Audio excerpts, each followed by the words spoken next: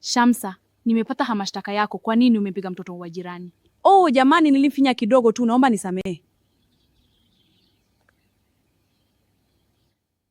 Utavorgaso. Utamuomba msamaha mama yake, sio mimi. Wewe Shamsa, kwa nini unampiga mwanangu? Nisamehe mama Ramla.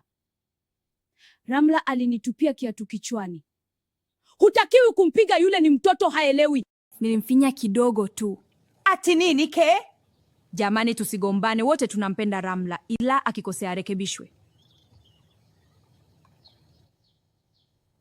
Mwanana namrekebisha mimi tu. Mama Ramla, mtoto wa mwenzio ni wako, usiwe mkali. Shamsa ni mama pia.